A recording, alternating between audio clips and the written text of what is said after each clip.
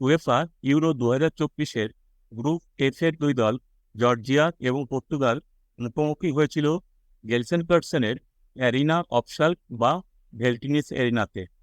এই স্টেডিয়ামটি জার্মানির অনেক বিখ্যাত স্টেডিয়ামের মতো একটি রিট্রাক্টেবল রুফ স্টেডিয়াম, অর্থাৎ যেখানে ছাদ ঢেকে দেওয়ার এবং তা খুলে দেওয়ার ব্যবস্থা আছে। এই ম্যাচটি পর্তুগালের কাছে এক প্রকার নিয়ম রক্ষার ম্যাচ ছিল, কারণ এই ম্যাচের আগে দুটি ম্যাচই জিতে পর্তুগাল লাস্ট 16-এ জায়গা করে ফেলেছিল। জর্জিয়ার কাছে লাস্ট 16-এ যাওয়ার জন্য এই ম্যাচটি মাস্ট উইন ম্যাচ ছিল। এই ম্যাচে পর্তুগাল তাদের আগের ম্যাচে তুর্কির বিপক্ষে যে দল খেলেছিল সেই দলের স্টার্টিং 11-এর 8টি পরিবর্তন করেছিল। জর্জিয়া তাদের আগের ম্যাচে চেক রিপাবলিকের বিপক্ষে যে দল খেলেছিল সেই দলের স্টার্টিং 11-এর 4টি পরিবর্তন করেছিল। প্রথমার্ধের 2 মিনিটের সময় এই ম্যাচে 1-0 গোলে এগিয়ে গেল জর্জিয়া। গোল করলেন ভিচা ভারাটস্কিলা। পর্তুগালের অ্যান্তোনিও সিলভা মিডফিল্ডে বল পজিশন হারিয়েছিলেন। জর্জেস ভিকাউতাসের পাস থেকে ঠান্ডা মাথায় দারুণ প্লেসমেন্ট করে গোল করলেন ভিচা ভারাটস্কিলা। প্রথমার্ধের 17 মিনিটে প্রায় 30 গজ দূর থেকে দারুণ ফ্রিকিক নিয়েছিলেন পর্তুগালের ক্রিস্টিয়ানো রোনাল্ডো, কিন্তু জর্জিয়ার গোলকিপার জর্জি মামার্দাশভিলি পাঞ্চ করে কর্নারের মাধ্যমে বল বিপদমুক্ত করলেন। এই ম্যাচে কিছু অসাধারণ সেভ করলেন জর্জিয়ার গোলকিপার জর্জি মামার্দাশভিলি। 30 মিনিটে পর্তুগালের জোয়াও ফেলিক্স জর্জিয়ার পেনাল্টি বক্সের একটু বাইরে থেকে শট নিয়েছিলেন, কিন্তু তার শট পোস্টের বাইরে দিয়ে চলে যায়। 43 মিনিটে জোয়াও পালিনা শট নিয়েছিলেন, কিন্তু বল পোস্টের বাইরে দিয়ে চলে যায়। প্রথমার্ধের ইঞ্জুরি টাইমে জোয়াও ফেলিক্সের নিচু করে মারা শট বাঁচিয়ে দিয়েছিলেন জর্জিয়ার গোলকিপার জর্জি মামার্দাশভিলি। প্রথমার্ধের শেষে জর্জিয়া 1-0 গোলে এগিয়েছিল। 47 মিনিটে পর্তুগালের কর্নার থেকে বল আসে ক্রিস্টিয়ানো রোনাল্ডোর কাছে।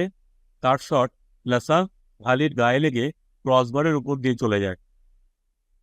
50 মিনিটে আবার গোল করার সুযোগ পেয়ে গেছিল জর্জিয়া। কাউন্টার অ্যাটাক থেকে পেনাল্টি বক্সে ক্রস চলে এসেছিল ভিচা ভারাটস্কিলার কাছে, কিন্তু তিনি বল ঠিকঠাক কানেক্ট করতে পারলেন না এবং পর্তুগালের গোলকিপার ডিয়েগো কোস্তা সহজেই বল ধরে নিলেন। এরপরে 54 মিনিটে প্রায় 20 গজ দূর থেকে দারুণ শট নিয়েছিলেন পর্তুগালের ডিয়েগো দালোত, কিন্তু জর্জিয়ার গোলকিপার জর্জি মামার্দাশভিলি দারুণ দক্ষতায় বাঁ দিকে লাফিয়ে উঠে শটটি সেভ করলেন। 55 মিনিটে পেনাল্টি পেল জর্জিয়ার লুকা লুচোসভেলিকে ফাউল করেছিলেন পর্তুগালের ডিফেন্ডার অ্যান্তোনিও সিলভা। রেফারি প্রথমে পেনাল্টি দেননি, তারপরে ভার চেকিং এর পরে তিনি জর্জিয়ার পক্ষে পেনাল্টি দেন। পেনাল্টি থেকে গোল করেন জর্জেস ভিকাউতাসে। পুরো ম্যাচ জুড়ে অসাধারণ খেলেছিল জর্জিয়ার ডিফেন্স, আর গোলকিপার জর্জি মামার্দাশভিলি এই ম্যাচে দুর্ভেদ্য হয়ে উঠেছিলেন। দ্বিতীয়ার্ধের ইনজুরি টাইমের প্রথম মিনিটে পর্তুগালের জোয়াও ফেলিক্সের থেকে বল পেয়ে শট নিয়েছিলেন নেলসন সেমেডো, কিন্তু তার শটটি সেভ করেন জর্জি মামার্দাশভিলি। দ্বিতীয়ার্ধের ইনজুরি টাইমের তৃতীয় মিনিটে পর্তুগালের ফ্রান্সিসকো কনসেসাওয়ের ফ্লিক পোস্টের বাইরে দিয়ে চলে যায়। এরপরে ম্যাচের একদম শেষে ডিয়েগো দালোত দারুণ শট করেছিলেন, কিন্তু তার শট দুর্দান্ত দক্ষতা সেট করলেন জর্জিয়ার গোলকিপার জর্জি মামার্দাশভিলি।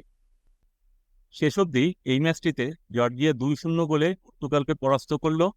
এই জয় জর্জিয়ার ফুটবল ইতিহাসের একটি স্মরণীয় জয়। এই ম্যাচটির স্ট্যাটস একবার দেখে নেওয়া যাক। শটস জর্জিয়ার 7টি আর পর্তুগালের 22টি।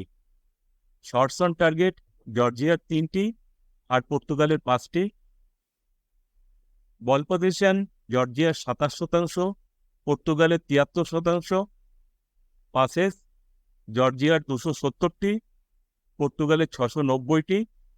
পাসিং অ্যাকিউরেসি জর্জিয়ার 76% এবং পর্তুগালের 93%। গ্রুপ এফ থেকে পয়েন্টস টেবিলে প্রথম হলো পর্তুগাল দ্বিতীয় হলো তুর্কি, তৃতীয় হলো জর্জিয়া।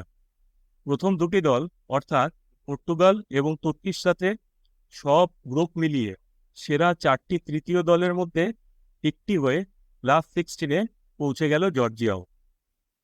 ভিডিওটি দেখার জন্য আপনাদের সবাইকে আন্তরিক ধন্যবাদ।